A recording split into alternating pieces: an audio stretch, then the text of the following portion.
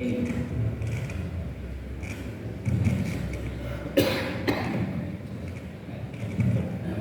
Bismillahirrahmanirrahim. Assalamualaikum warahmatullahi wabarakatuh. Waalaikumsalam. Alhamdulillah hamdan katsiran thayyiban mubarakan fihi mubarakan alaihi kama yuhibbu rabbuna wa yarda. Walhamdulillah alladzi bi ni'matihi tatimmus shalihat. Asyhadu an la ilaha illallah wahdahu la syarika lah wa asyhadu anna Muhammadan abduhu wa rasuluh la nabiyya wa la rasula ba'da. Allahumma salli ala Muhammadin an-nabiyil ummi wa azwajihi ummahatil mu'minin wa dzurriyyatihi wa ahli baitihi kama sallaita ala Ibrahim wa ala ali Ibrahim innaka Hamidum Majid. Amma ba'du.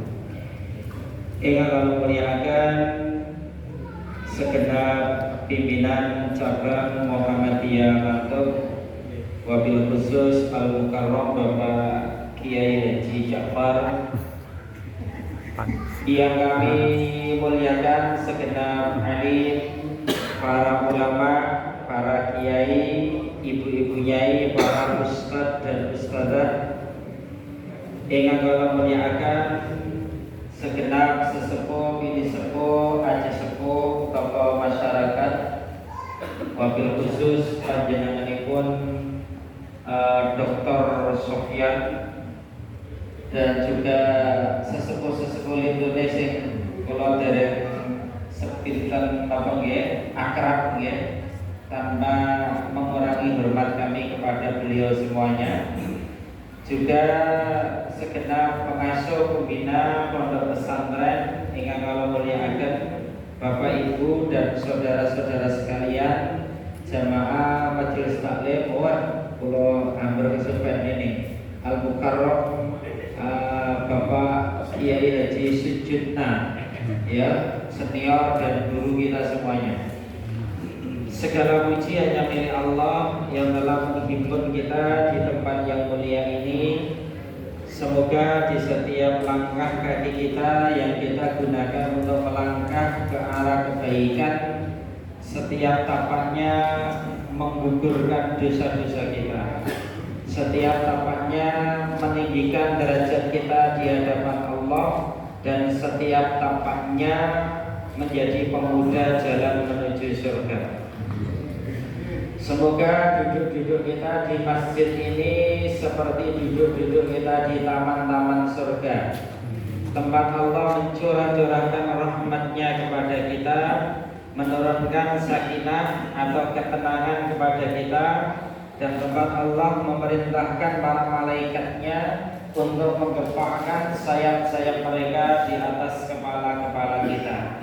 Karena sesungguhnya ketika kita hadir di sebuah majelis yang di dalamnya ada nasihat dari Al-Quran dan As-Sunnah Al-Maqbulah min Rasulillah sallallahu alaihi wasallam, maka sesungguhnya kita tidak berada di acara biasa. Kita berada pada Raudhah min Riyadil Jannah, berada pada satu taman di antara taman-taman surga. Semoga kita yang disinggung oleh Rasulullah sallallahu alaihi wasallam, wa ma istama'a qaumun fi baitin min buyutillah yatluna kitaballah wa yatadarasuna bainahum illa nazalat alaihimus sakinah wa ghasyiyatuhumur rahmah wa haffat alaihimul malaikah wa dzakarahumullahu fi man 'indah. Akhrajahu Muslim wa sahih. Yang mananya dan tidaklah suatu kaum itu berkumpul pada salah satu rumah di antara rumah-rumah Allah, yakni masjid, yang seluna kitab Allah, yang mereka membaca kitab Allah, wa yatadarasuna bainahum, dan saling mempelajari isinya, illa nazalat alaihimus sakinah, melainkan pasti diturunkan atas mereka ketenangan, wa ghasyiyatuhum rahmah, dan mereka diliputi rahmat Allah, wa haffat alaihimul malaikah, dan mereka dinaungi oleh sayap-sayapnya para malaikat, wa dzakarahumullahu fi man 'indah, dan Allah menyebut-nyebut mereka, membanggakannya satu demi satu di hadapan makhluk terdekatnya. Semoga kula lan panjenengan sami termasuk orang-orang yang tergolong yang disebut oleh Rasulullah ini. Allahumma amin. Aminnya kok gak sepiro banter. Kayak kalian merasa kalah ya.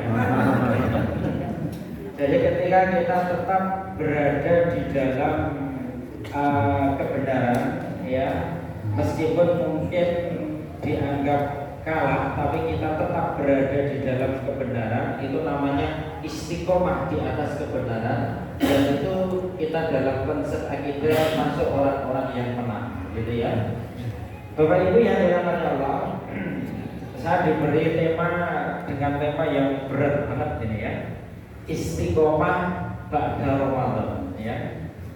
Karena perintah istiqomah ini kita katakan kok berat. Pernah Rasulullah SAW itu terlihat cepat berubah. Jadi para sahabat melihat Rasulullah rambutnya kok cepat berubah ya Rasulullah itu. Ketika ditanyakan kenapa panjenengan kok cepat berubah wahai Rasulullah, saat itu Rasulullah menjawab, sayyibat hudud wa akhwatuha, telah membuat tua padaku, yakni surat Hud dan saudara-saudaranya. Dan ternyata di antara muatannya adalah perintah untuk istiqomah. Sehingga istiqomah ini berat, karena yang ringan itu istirahat ya. Istirahat ringan ya Pak ya. Istirahat keren gitu. Nah, ini ringan ya, tapi istiqomah ini berat. Yang para ulama mendefinisikan istiqomah itu menempuh jalan yang lurus, dari istaqoma yastaqimu istiqomatan, menempuh jalan yang lurus ya, tanpa tengok kanan, tanpa tengok kiri ya, menempuh jalan yang lurus yang tujuannya ridhonya Allah Subhanahu wa ta'ala.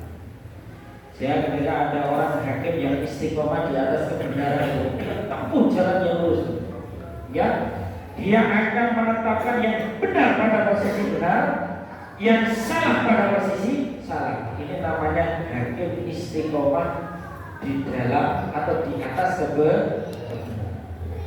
Kadek tengok kanan tengok kiri, pergane power dan pergane uang. Nah, ini bukan hakim yang istiqomah, ya.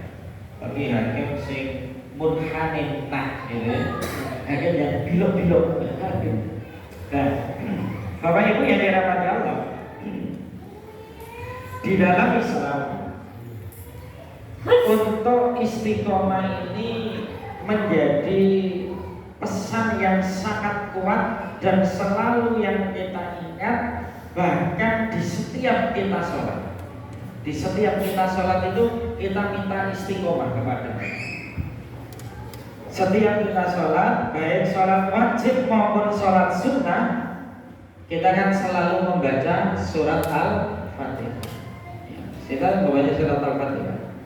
Sampai-sampai dalam HPT jilid 3 itu berlandaskan pada hadis riwayat Imam Bukhari, sholat kita dianggap cacat, dianggap tidak, dianggap kurang sempurna kalau tidak membaca Al-Fatihah. La sholata liman lam yaqra bi Fatihatil kitab fas'ida. Tidak sah sholat seseorang yang tidak membaca surat Al-Fatihah. Nah, di dalam surat Al-Fatihah yang muaranya istiqomah itu mana? Sehingga ini menjadi pesan yang kuat, menjadi pesan yang penting yang selalu kita baca dan kita mohonkan kepada Allah Subhanahu wa ta'ala, yakni pada lafaz ihdinas siratal mustaqim. Ya Allah, tunjukkan kami jalan yang lurus. Berilah rezeki kepada kami jalan yang lurus. Ilhamkan kami jalan yang lurus. Bimbinglah kami kepada jalan yang lurus. Mustaqim ini akar katanya sama juga, istaqoma yastaqimu istiqomatan, ya. Sedangkan doa ini merupakan doa yang pertama kali diajarkan oleh Allah kepada hambanya. Jadi doa yang pertama kali diajarkan oleh Allah kepada hambanya bukanlah doa minta surga, bukan doa minta perlindungan dari api neraka, apalagi doa supaya jadi presiden atau menjadi mahkamah konstitusi, ya. Tapi doa yang pertama kali yang diajarkan oleh Allah kepada hambanya adalah doa minta petunjuk, dan kemudian istiqomah di dalam petunjuk. Ihdinas siratal mustaqim, tunjukkan kami kepada jalan yang lurus. Ya, jalan yang lurus, jalan yang istiqomah itu jalannya siapa? Diterangkan Allah, ya, diterangkan Allah di ayat berikutnya. Ini namanya tafsir bil makfur, tafsirul ayat bil ayat, menafsirkan ayat dengan ayat. Allah menjelaskan jalan yang lurus itu jalannya siapa? Siratal ladzina an'amta 'alaihim, yaitu jalan orang-orang yang Engkau beri nikmat atas mereka. Siapa yang diberi nikmat oleh Allah? Nah, ini perlu kita cari juga, ya. Siapa orang-orang yang diberi nikmat oleh Allah di dalam ayat ini, ya? Apakah mereka yang kemudian terpilih menjadi presiden, terpilih menjadi anggota dewan, terpilih menjadi hakim MK, ya, ataupun menjadi lurah, menjadi bupati, ya? Allah menerangkan sendiri dalam Quran surat An-Nisa ayat 69. Ini adalah orang-orang yang diberi nikmat oleh Allah. Wa may yuti'illaha war rasula fa ulaika ma'al ladzina an'ama Allah minan nabiyyina was-siddiqina wasyuhada'i was-sholihin wa hasuna ulaika rafiqa. Ternyata orang-orang yang diberi nikmat oleh Allah dalam Quran surat Al-Fatihah yang selalu kita baca ini ada 4 golongan, Bapak Ibu. 1, nabi, jalannya para nabi. 2, siddiqin, jalannya orang-orang yang benar, jalannya orang-orang yang jujur hatinya, jujur ucapannya, jujur perbuatannya. Pionirnya setelah Nabi adalah Abu Bakar As-Siddiq. Kenapa Abu Bakar itu dijuluki As-Siddiq?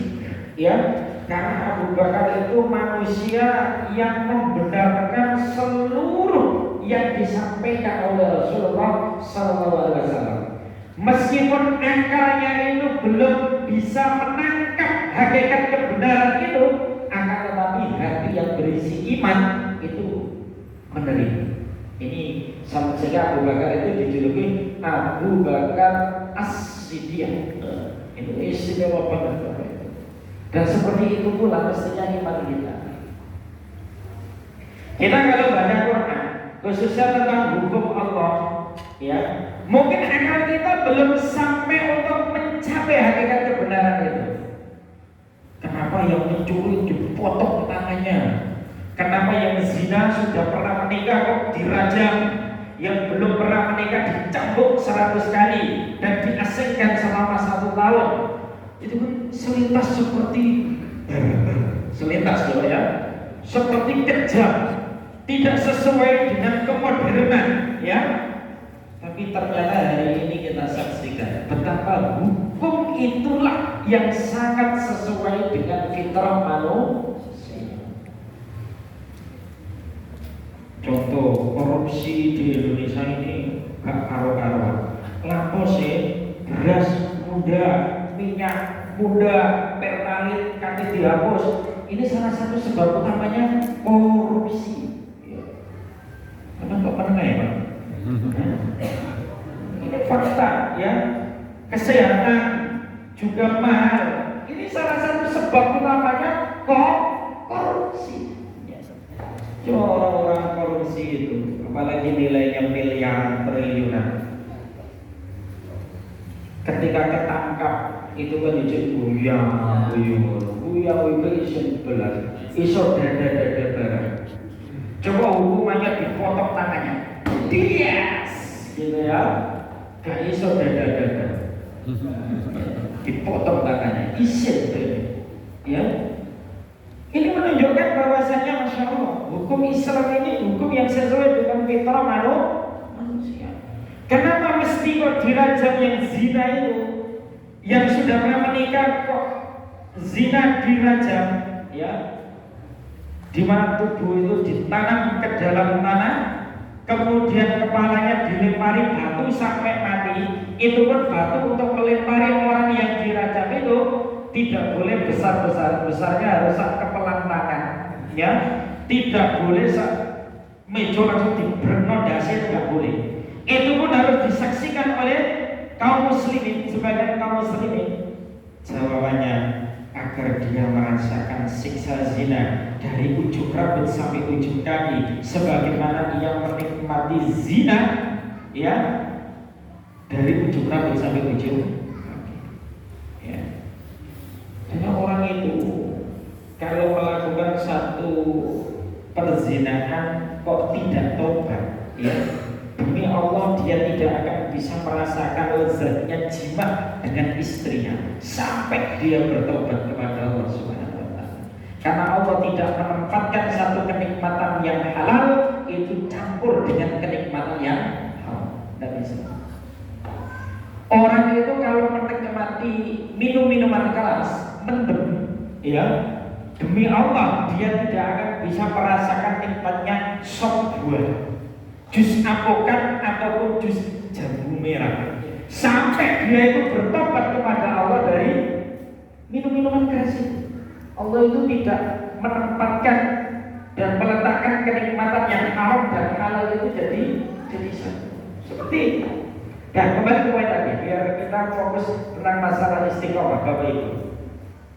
Ternyata kita minta kepada Allah satu mendapatkan petunjuk, ya. Dan ketika kita sudah mendapatkan petunjuk, kita juga tetap berdoa ihdinas siratal mustaqim. Karena itu ranknya dalam ayat-ayat Al-Qur'an.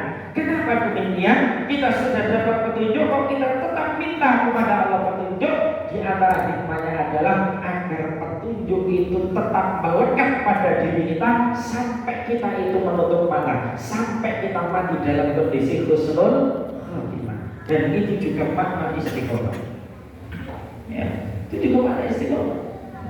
Sehingga jalan yang ditempuh itu orang-orang yang diberi nikmat oleh Allah, para nabi, para siddiqin, para syuhada, orang-orang yang mati syahid, dan para sholihin, orang-orang yang soleh. Ini para nabi dari 124.000 nabi, 313 rasul itu tentu saja yang paling mulia Imamul Anbiya wal Mursalin adalah Nabi Muhammad. Nah, kalau sudah zamannya Nabi Muhammad, manusia terbaik setelah Nabi Abu Bakar As-Siddiq. Sehingga As-Siddiq pionirnya ini adalah Abu Bakar As-Siddiq. Asyuhada, orang-orang yang mati syahid, pelopornya adalah Umar bin Khattab. Karena Umar bin Khattab itu mati syahidnya itu dibunuh oleh Abu Lu'lu' al-Majusi. Siapa Abu Lu'lu' al-Majusi?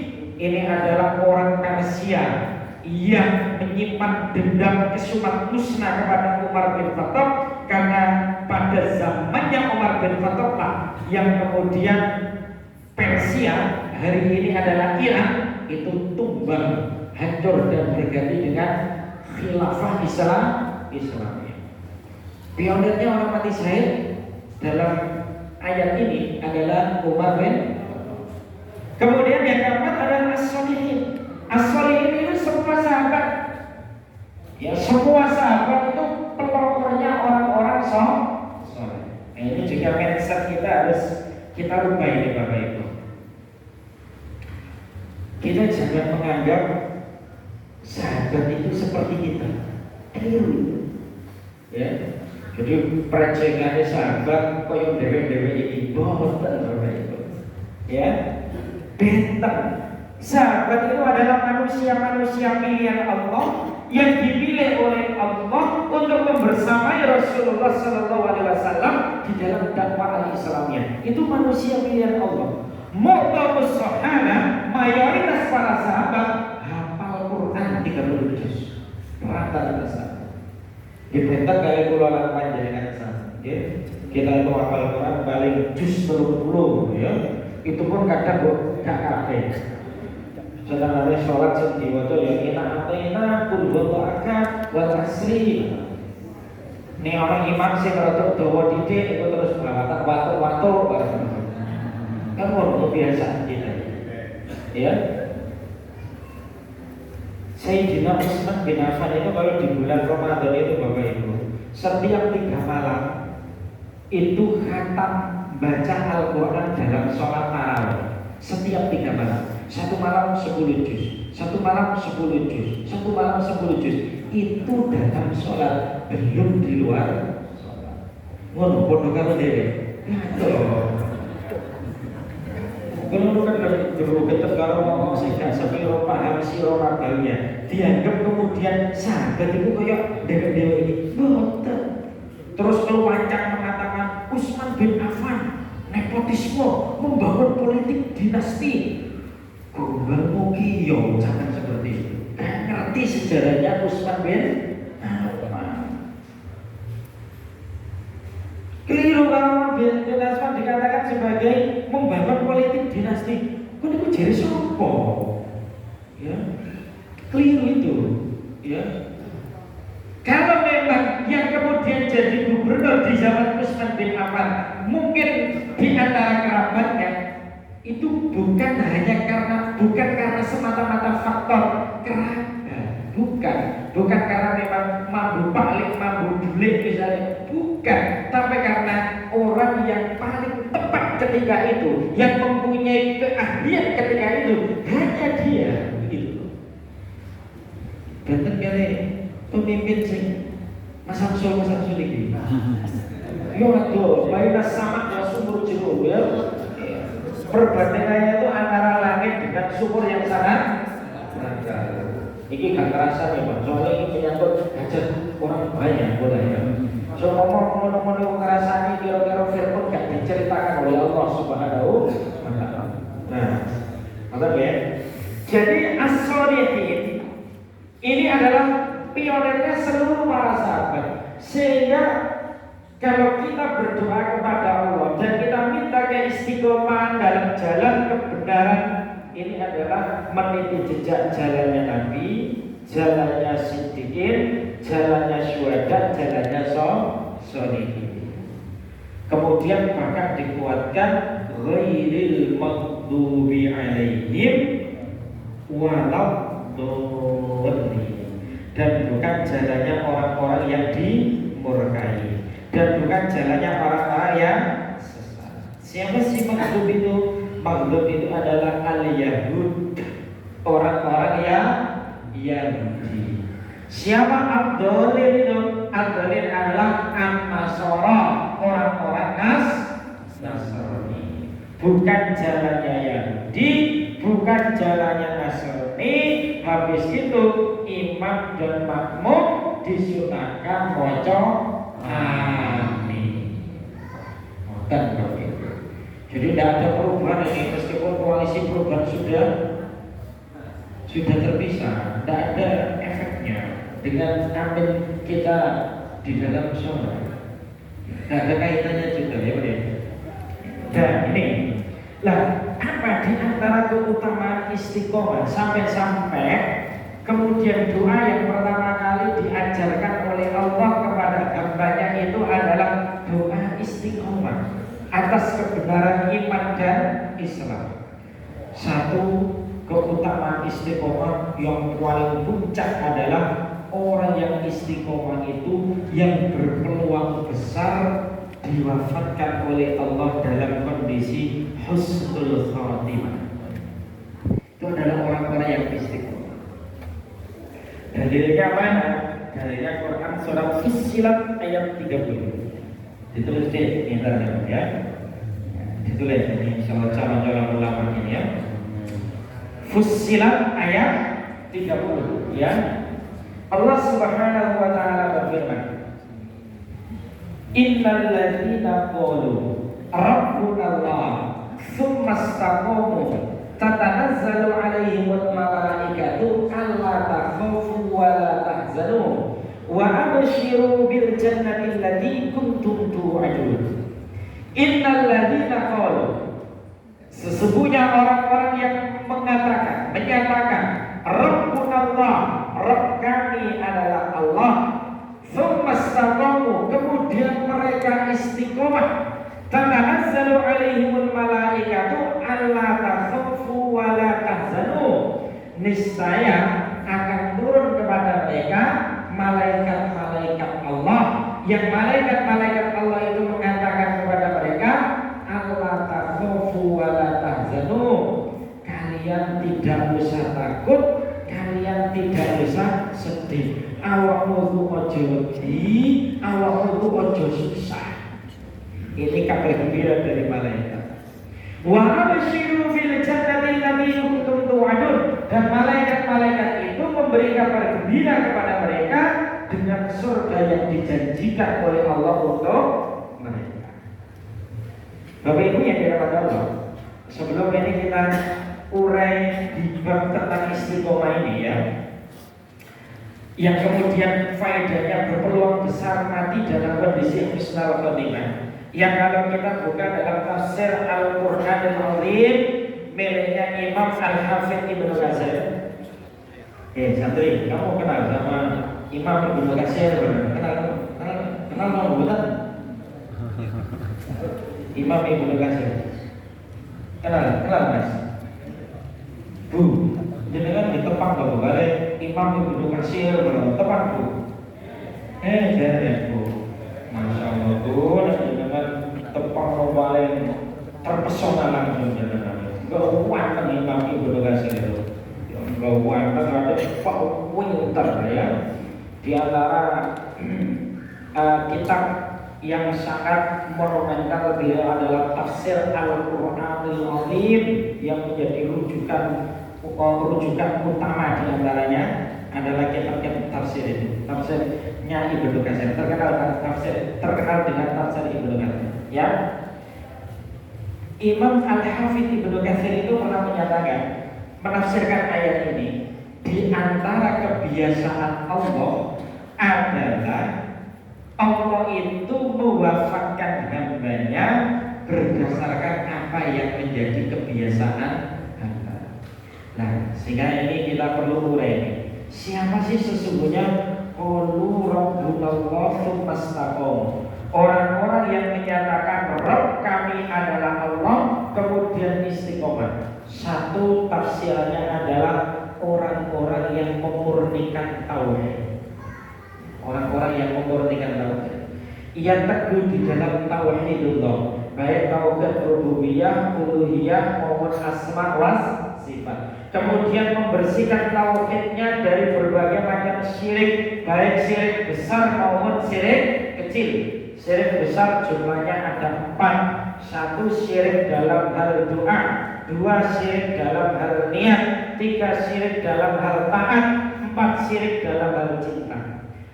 Kemudian dia juga membersihkan tauhidnya dari syirik-syirik kecil. Syirik kecil itu ada 2, ada syirik khafi dan syirik jali. Kalau syirik khafi itu syirik yang samar, riya dan sum'ah. Kalau syirik jali itu syirik yang jelas dan terang. Di antaranya adalah bersumpah dengan menyebut nama selain Allah. Itu termasuk syirik kecil, tapi dosanya lebih besar daripada zina.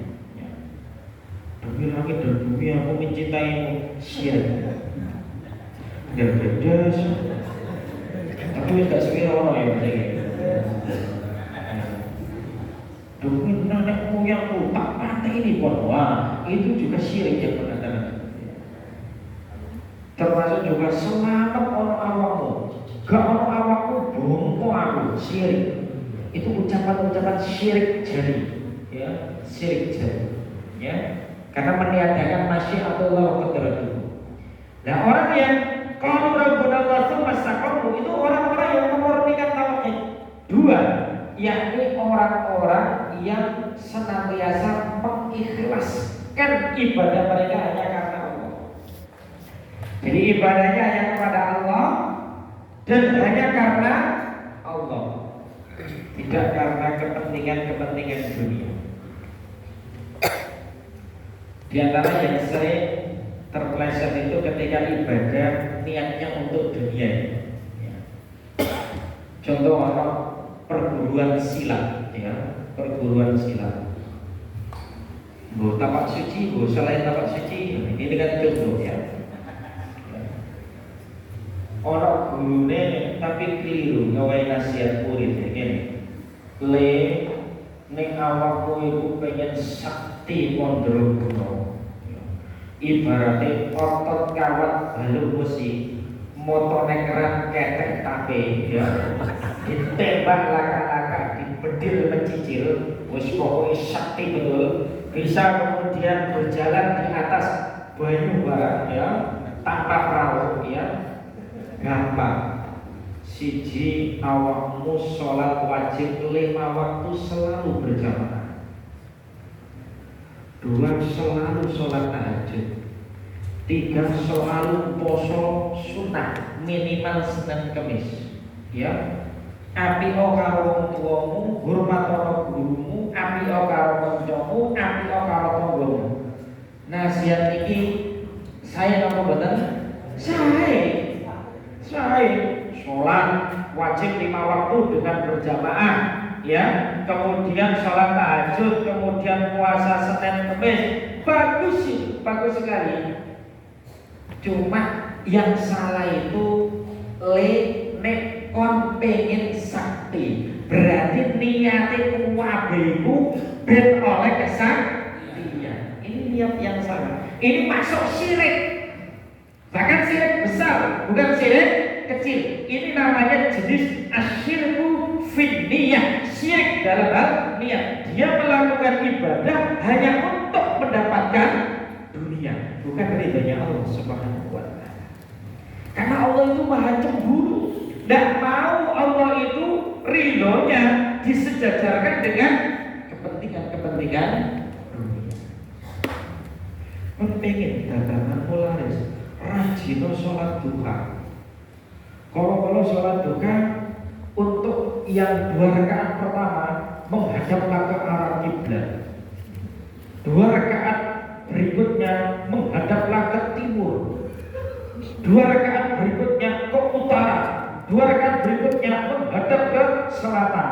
Itu untuk menarik magnet dari pintu rezeki dari 4 penjuru. Aku gak muter ke sana, ya. Ini juga salah. Berarti dia rajin sholat duha hanya bisnisnya lancar. Syirik.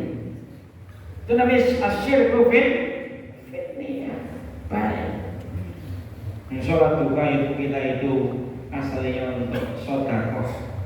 Tulang ruas daripada yang ada pada diri kita itu ada 360 sendi. Yang kita gunakan untuk aktivitas itu disedekahkan.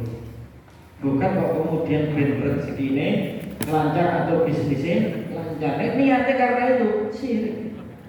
Coba. Apa nama betul istiqomah itu? Apa?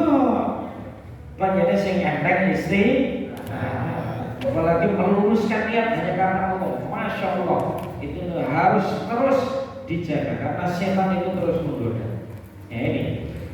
Yang ketiga, mereka yang tergolong qalu rabbuna Allah tsumma istaqamu, orang-orang yang menyatakan Rabb kami adalah Allah kemudian istiqomah adalah mereka yang terus beribadah kepada Allah sampai dia itu mati. Terus beramal soleh karena Allah sampai dia itu mati. Karena batas akhir ibadah itu memang mati, bukan berakhirnya Ramadan. Sementara ini ada orang Islam itu keliru. Wajib ibadah cuma Ramadan toh. Ya, nama masjid wajib Ramadan toh. Entek Ramadan ya entek nang masjid. Itu enggak benar itu. Itu berarti hamba-hamba Ramadan. Anak buah wedok jilbaban itu Ramadan toh. Ramadan entek ya entek jilbabnya. Itu juga enggak benar. Ya, berarti dia hanya mengenal Allah sebagai Tuhan hanya di bulan Ramadan. Padahal Allah itu menjadi Tuhan itu tidak hanya di bulan Ramadan. Batas akhir ibadah itu sampai kita mati. Quran surat Al-Hijr ayat 99. Ayat berapa mas? 99. Al-Hijr 99. Wa'bud rabbaka hatta ya'tiyaka yakin. Dan beribadahlah kepada Tuhanmu sampai datang kepadamu kematian. Sehingga tiga dari makna qalu rabbunallahu tsumastaqam, orang yang memurnikan tauhid, orang yang beribadahnya hanya karena Allah, orang yang terus istiqomah di dalam beribadah, inilah orang-orang yang berpeluang besar mengakhiri hidupnya dalam kondisi husnul khotimah. Sehingga ketika mau meninggal, malaikat itu sudah datang menghibur. Allah takhofu, tatanazzalu alaihimul malaikatu alla takhofu wa la tahzanu. Awakmu gak usah takut, awakmu gak usah sedih. Bapak Ibu, rata-rata orang yang mau mati, rata-rata ya, itu dicekam ketakutan dan kesedihan. Semua orang yang mau mati itu dicekam ketakutan dan kesedihan. Kalau dia seorang suami, dia akan takut, kok piye nasibnya bojoku, piye anakku, piye karirku, piye hartaku, piye propertiku. Ini rata-rata begitu. Kalau dia seorang istri, dia juga begitu, ya. Sudah dicekam ketakutan dan kesedihan. Piye nanti suamiku, yang kawin karo iku garakan iku. Musuhnya maksudnya. Biar nanti anakku, biar nanti properti, rata-rata begitu. Tapi orang yang tiga kategori tadi dihibur oleh malaikat. Gak usah takut, kamu gak usah sedih. Ini mungkin gambaran konkretnya itu. Gambaran konkretnya itu seperti Habib An-Najjar. Jadi kan ditebak Pak sama Habib An-Najjar. Habib An-Najjar itu sohibu surati Yasin, pemilik surat Yasin. Ia bukan nabi, ia bukan rasul, ia bukan ustaz, bahkan ia bukan keturunan nabi, bukan keturunan rasul, ya. Tapi karakter dan sifatnya disebut oleh Allah di dalam Quran surat Yasin. Wajah rojulun min aqsal madinati wajah min aqsal madinati rojul yasma, ya benar Ustaz ya. Ini yang Al-Quran ini saya belum hafal Quran ya. Sebenarnya Ustaz. Dan datanglah seorang laki-laki dari ujung kota yang bergegas. Siapa laki-laki yang disebut oleh Allah dalam Quran surat Yasin ini? Yang membela Nabi, yang membela Rasul di negeri Antakya ketika itu. Yang kemudian Antakya hari ini Eropa, ya. Yang ketika itu Nabi dan Rasul yang diutus oleh Allah bahkan ada 3 sekaligus untuk mendakwai orang-orang yang ada di negeri Antakya itu. Yang kemudian Nabi dan Rasul ini mau dibunuh. Yang kemudian berita itu terdengar oleh Habib An-Najjar. Habib An-Najjar ini ada yang mengatakan dia penjual roti, ada yang mengatakan dia tukang kayu, ada yang mengatakan dia seorang budak. Pokoknya menarik lah Pak secara status sosial, ya. Tapi masya Allah karakter dan sifatnya disebut oleh Allah di dalam Al-Quran. Karena dia membela kebenaran, pembela Nabi dan pembela Rasul. Ketika dia mau membela itu kan masya Allah dikeroyok sama penduduk negeri Antakya ini. Dikeroyok, ditimpuki batu, terjatuh, dan akhirnya dadanya diinjak-injak, perutnya diinjak-injak, sampai kemudian mohon maaf usus itu keluar dari duburnya. Tapi Masya Allah, Habib An-Najjar tenang sekali. Bahkan ia mengatakan, alangkah baiknya jika kaumku itu mengetahui keadaanku. Dengan sebab apa Allah itu kemudian mengampuni diriku, dan dengan sebab apa Allah memuliakan diriku. Tenang sekali Habib An-Najjar. Mungkin kalau Habib An-Najjar terlalu jauh, ya, ada kisah nyata ini Bapak Ibu. Kisah nyata ini seorang pemuda di Arab Saudi, ya, pernah militer Saudi itu ini melakukan latihan militer, ya, pakai tembak gitu loh. Dan ternyata pemuda ini kena peluru nyasar, tepat di dadanya, yang itu sangat sensitif, cepat untuk membuat orang itu meninggal dunia. Dadanya bersibak darah itu. Akhirnya orang-orang itu menolong pemuda ini untuk kemudian cepat dilarikan ke rumah sakit. Di dalam mobil itu sudah ada ibunya. Orang itu pada panik luar biasa karena bersibak darah. Kadang pemuda ini apik, pemuda yang soleh. Kalau pemuda setuakan kan kapok kapan? Buku-buku cepat mati kan dulu ya. Ini pemuda yang baik, sehingga kemudian orang menolongnya untuk menyelamatkan nyawanya. Tapi Masya Allah, pemuda ini tenang sekali ditolong itu. Wahai saudaraku, kalian tidak usah repot-repot tolong aku. Demi Allah saya mau mati. Ibunya mendengar pemuda ini ngomong, wahai ibuku tenang, tidak usah bingung nolong aku. Demi Allah saya mau mati. Ibunya tambah ngomong, nangis dulu. Kan begitu kan cinta ibu. Itu ibu yang betul-betul cinta kepada anaknya. Lalu orang ibu dikabari anaknya, demi Allah saya mau mati, tenang ibuku. Terus ibu tambah ibu bento gitu ya. Jelas gak malas itu ya. Jadi ibu mesti dia kemudian tambah menangis ya. Akhirnya tepat dilarikan ke rumah sakit, langsung masuk gawat darurat. Bahkan dokter juga sudah ditelepon untuk segera melakukan tindakan operasi. Tapi pemuda ini tenang banget ya. Wahai saudara-saudaraku, kalian tidak usah repot-repot nolong aku. Demi Allah saya mau mati. Sampai kemudian ditempatkan di ruang operasi, dokter sudah siap untuk mengoperasi itu, malah pemuda ini bilang begini, Pak dokter jangan betul usah repot-repot niku ngoperasi kula niki nek sabasakan lah ya. Demi Allah saya mau mati. Saya hanya ingin bapak saya, ibu saya, saudara saya dipanggil ke sini. Karena dia tidak mau dioperasi. Dia berkali-kali mengatakan demi Allah saya mau mati, begitu ya. Dia hanya ingin bapak, ibunya dan juga saudaranya itu kemudian datang di hadapannya.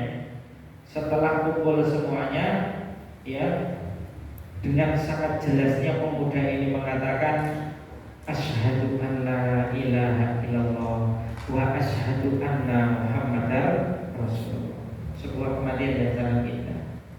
Yang kita semua ingin mencita-citakan akhir ucapan kita adalah la ilaha illallah muhammadur rasulullah. Karena man kana akhiru kalami la ilaha illallah dakhala jannah. Barang siapa yang akhir ucapannya la ilaha illallah dakhala jannah, dia mesti masuk surga. Akhirnya dokter melihat itu nangis geru-geru sambil mengatakan, wahai ibunda, beritahu saya apa amalan Ananda ini kok sampai Allah memberikan karunia mati dalam kondisi husnul khotimah seperti itu. Ibundanya itu sambil terisak-isak menangis itu menjawab, anak kami ini wahai Pak Dokter, anak kami yang kami nilai yang paling soleh. Dialah yang selalu mengingatkan kami untuk selalu melaksanakan sholat wajib di awal waktu dengan keadaan berjamaah. Anak kami ini juga yang selalu mengingatkan untuk setiap hari itu tilawatul Quran. Bahkan anak kami inilah yang kemudian selalu membangunkan kami untuk sholat malam. Akhirnya Pak Dokter ini izin cuti 1-2 bulan untuk memperbaiki amalnya karena ingin diberi oleh Allah mati dalam kondisi husnul Khotimah. Wallah alam bisa jadi Bapak Ibu orang-orang seperti inilah yang disinggung oleh Allah qalu rabbunallah tsumma istaqamu tatanazzalu alaihimul malaikatu alla takhafu wa la tahzanu. Kenapa? Karena orang ketika sakarat itu sakit Bapak Ibu, sakit. Nabi sendiri yang mengatakan inna lil mauti sakarat, sesungguhnya kematian itu mempunyai sakarat. Apa itu sakarat? Sakarat itu adalah rasa sakit yang rasa sakit itu sampai puncak sehingga terkadang membuat orang itu pingsan. Sehingga tidak salah kalau ada orang ulama yang mengatakan orang itu ketika sakarat mau mati itu seperti ditusuk 70 pedang dalam waktu yang bersamaan. Sakit sekali. Ya, sakit sekali. Oh, Nabi saja ketika mau meninggal dunia saja sakit loh. Nabi, ya, sehingga Aisyah radhiyallahu anha itu memberikan satu kesaksian, tidak ada dalam hidupnya Nabi yang paling berat dialami oleh Nabi kecuali ketika beliau itu mau meninggal dunia. Sampai saking beratnya sakarat itu, Nabi kemudian kita dibawakan apa itu bejana yang berisi air, kemudian kedua tangannya itu dicelupkan pada bejana yang berisi air itu, kemudian diusapkan ke wajahnya. Saking beratnya sakaratul. Nah, mereka yang istiqomah dihibur, sehingga koyo-koyo itu tidak sakit, dihibur oleh malaikat alla takhafu wa la tahzanu. Bahkan juga dihibur, ditunjukkan ini loh surga yang dijanjikan kepada ini. Karena Allah mewafatkan hambanya apa yang menjadi kebiasaannya. Karena pemuda ini membiasakan yang baik. Ada juga cerita nyata yang kaitannya kematian ini ya. Ada seorang supir ya, yang terjadi kecelakaan yang sangat parah. Sampai supir ini kemudian bocor kepalanya berdarah-darah. Karena jarak TKP kecelakaan itu dengan rumah sakit itu jauh. Melihat kondisinya itu sudah sangat kritis, nampaknya mau meninggal dunia, maka ada orang yang saat menolong itu kemudian ingat dawuh Nabi, laqinu mautakum la ilaha illallah. Talqinlah, tuntunlah, bimbinglah orang-orang yang mau mati di antara kalian dengan la ilaha illallah. Ya, akhirnya kemudian orang ini menolong, kemudian langsung menalkin, soalnya parah kondisinya. Nah, ini talqin yang benar itu kan dibisiki telinga sebelah kanan. La ilaha illallah. Kemudian ditunggu, jangan diserempeng. Nalnya diserempeng itu keliru. La ilaha illallah, la ilaha illallah, keliru itu. Sakarat itu sakit. Makanya nalnya harus benar. Kenapa kok harus ada jeda? Biar dia mencerna.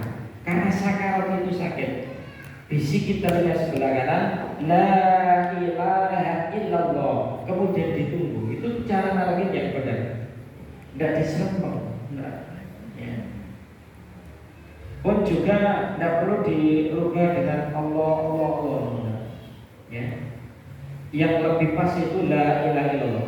Kenapa? Karena Nabi mengatakan talqinlah dengan la ilaha illallah. Memang ada orang yang kemudian takut, bagaimana nanti Pak kalau la ilaha kemudian mati? Yang menguatkan dia bisa mengucapkan la ilaha illallah itu bukan semata-mata dirinya, bukan semata-mata amal dan imannya, tapi Allah Subhanahu wa taala. Quran surat Ibrahim ayat 27. Yusabbitullahu alladziina amanu bil qawli tsabiti fil hayatid dunya wal akhirah. Allah yang menguatkan. Sehingga kita nurut dawuh Nabi saja. Lah, ketika orang ini ditalkin la ilaha illallah, ditunggu kok tidak ada respon. Akhirnya ditalkin lagi, ditunggu lagi, tidak ada respon, ditalkin lagi sampai berkali-kali tidak ada respon. Ketika ditunggu agak lama, ternyata justru responnya orang ini tambah nyanyi, Pak. nyanyi dangdut dari awal sampai akhir, kemudian lirik, kemudian mati dalam kondisi naudzubillah min berdasarkan kebiasaannya. Sehingga benar itu ada kesaksian dari BINRO, Bimbingan Rohani Rumah Sakit Islam yang ada di Jakarta, yang ia tugasnya secara khusus itu mendampingi orang-orang yang sakit parah yang mau meninggal dunia. Dia itu memberikan satu kesaksian dari setiap 100 orang, dan ini orang Islam, 100 orang yang ia dampingi supaya ketika akhir hayatnya itu mengucapkan la ilaha illallah. Dari 100 orang yang bisa mengucapkan la ilaha illallah itu hanya 20 orang, 80-nya tidak bisa. Bahkan ia juga memberikan kesaksian, ada pasiennya itu yang nangis mergane penyakitnya itu ini kambuh itu terasakan nangis jerit-jerit. Ketika bimbingan rohani ini kemudian nyetel kang murotal itu tambah ngamuk. Bahkan setelah itu disetelkan keroncong itu dia itu menang terus iso nari-nari itu kan. Setelah itu kemudian lirik maju berdasarkan kebiasaan. Ya. Sehingga kita juga mendengarkan ada orang yang awalnya sehat-sehat, ya, kemudian ikut joget-joget terus geblak mati. Wonten apa mboten? Berdasarkan kebiasaan. Ada yang mati di meja judi, ada yang habis banting remi, terus mati juga ada. Yang skak terus mati juga ada. Berdasarkan kebiasaan. Ini benar sekali tafsir ini, bahwa di antara kebiasaan Allah adalah Allah mewafatkan manusia berdasarkan apa yang menjadi kebiasaan, dan mereka yang istiqomah sekali lagi berpeluang besar untuk mendapatkan karomah, yakni mati dalam kondisi husnul khotimah. Maka ini pentingnya kita punya kebiasaan yang baik, kebiasaan yang baik secara hablum minallah, juga baik hablum minannas. Jangan sampai pincang Bapak Ibu. Kita tidak bisa masuk surga hanya dalam rangka hablum minallah saja. Ibadah wae tapi kalau bojone kabeh, kalau anake kabeh, kalau tembane kabeh. Tidak bisa itu masuk surga. Pernah seorang sahabat itu curhat kepada Rasulullah, "Ya Rasulullah, saya itu punya tetangga, buwet bengi kula keringi, dia bae salat tahajud. Buwet rino iku niku puasa sunah. Tapi kalau sak ngomong itu ngeluar hati. Bagaimana menurut pendapat panjenengan?" Kata Nabi, "Iya fitnah, dia masuk neraka." Akhirnya apa? Tidak ada efeknya. Kenapa? Dia hanya ibadahnya hablum minallahnya saja yang baik, tapi hablum minannasnya tidak. Sehingga dalam Islam itu antara ibadah dengan muamalah ini harus berjalan beriringan. Ibadah muaranya hablum minallah, muamalah muaranya hablum minannas. Pun juga tidak boleh ibadahnya amburadul terus dia dengan alasan hanya hablum minannasnya baik. Ada sebagian orang itu yang ini ya, apa itu namanya juga keliru itu ya, khususnya yang biasanya ikut aliran kebatinan. Jadi ada aliran namanya aliran kebatinan, sing duwe kitab Dharma Gandul dan Gandul Lucu itu ya. Dharma Gandul dan Gandul Lucu. Itu kan semuanya serba dibatin. Misalnya duhur adzan, dia kemudian eling, oh ini sholat duhur, oh ya sholat ini sholat apa ya, jam 3 ada asar, oh ini waktunya asar, oh sholat asar, oh serba dibatin. Kenapa? Karena katanya sholat itu hanya untuk mengingat, ya, hanya sekedar eling. Sayangnya dia itu nggak konsisten. Ketika dia lapar, terus ono ramon, kutuk telur kuning, asam-asam balungan, gak ngene, didelok ngene. Ya wis makan, tak kono. Tetep dia makan. Iki berarti kan gak konsisten ya. Ono bojone lanang-lanang ya wis gak kono. Ya tetep dia aksi kan gak konsisten berarti ya. Ini gak benar ini ya, aliran kebatilan ini. Bahkan ada yang kemudian ekstrem begini. Sholat itu gak penting. Sing penting ku awakmu apik karo keluargamu, apik karo anakmu, apik karo kancamu, apik karo dulurmu. Awakmu gak sholat gak apa-apa. Iki juga gak benar ini. Ya. Wong gak sholat gak apa-apa. Wong salah satu penyebab manusia di alam kubur, kepalanya itu dibuat demi malaikat sampai hari kiamat. Itu mergane gak sholat. Jadi gak sholat gak apa-apa. Gak bahaya kan? Bahaya banget. Wong salah satu penyebab kepalanya dikepung itu soalnya gak sholat. Poin yang terakhir Bapak Ibu, kiat-kiat untuk bisa istiqomah. Di antara kiat untuk bisa istiqomah itu, yang pertama adalah selalu berdoa kepada Allah. Karena istiqomah itu sesuatu yang sangat berat. Kita mutlak butuh pertolongan Allah Subhanahu wa Ta'ala. Apa di antara doa yang sering dibaca oleh Nabi supaya bisa istiqomah? Menurut hadis yang diriwayatkan oleh Ummu Salamah adalah doa yang berbunyi, ya muqallibal qulub tsabbit qalbi ala dinik. Wahai Allah, zat yang membolak-balikkan hati, tsabbit qalbi ala dinik, tetapkan hatiku pada agama.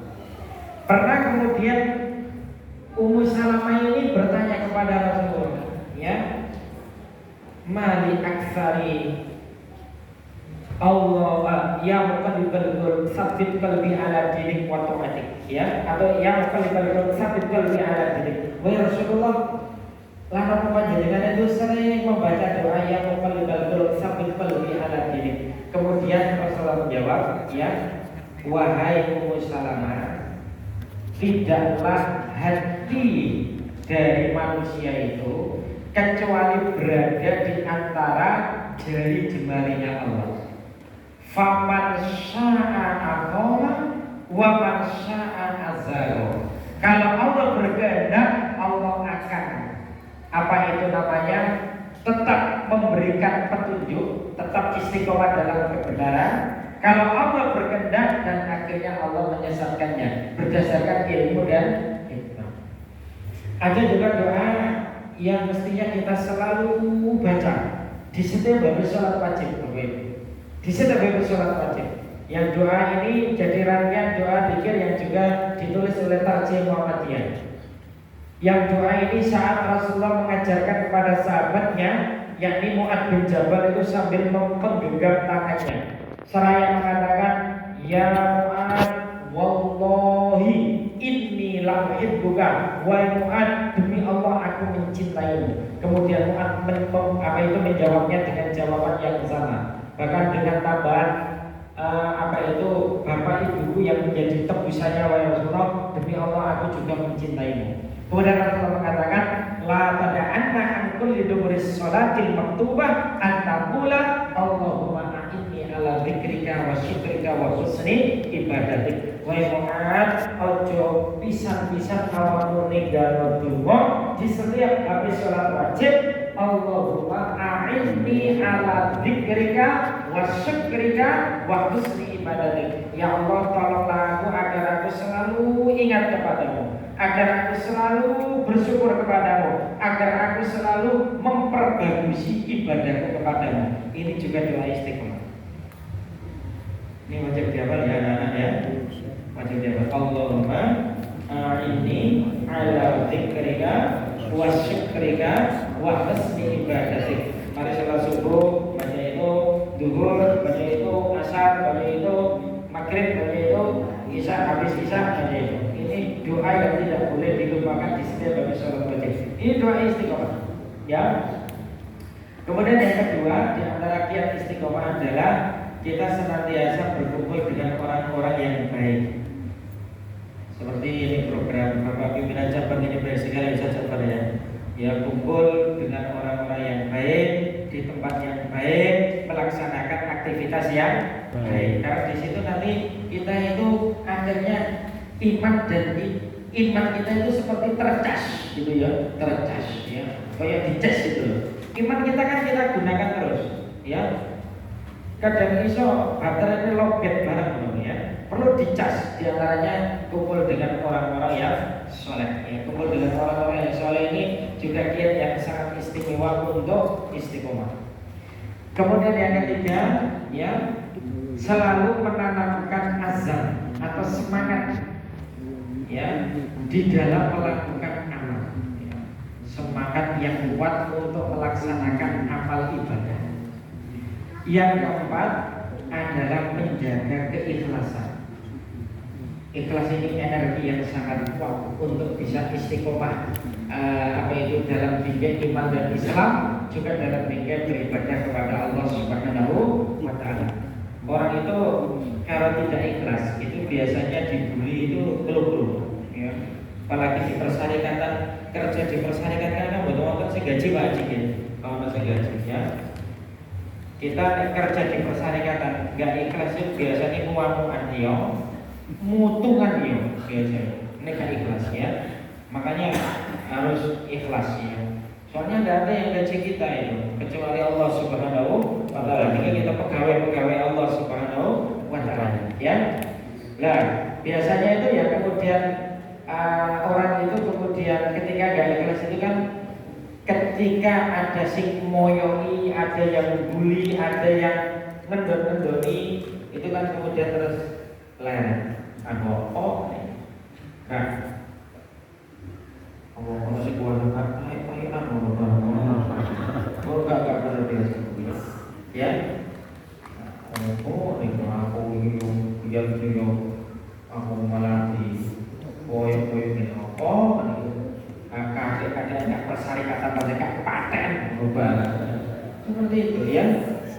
Tapi kemudian ikhlas ya, kita itu dipuji ya tetap enggak tinggi hati, kita dilecehkan juga enggak rendah ya. Dan ini yang kita ukur diri kita sendiri Bapak Ibu. Jangan mudah ini jadi mengaji itu sapi toh, mau menikah kita betul gak ikhlas, mau kan kita tidak tahu ya. Seperti ada orang haji atau umroh, kemudian selfie di Baitul kok cekret gitu ya.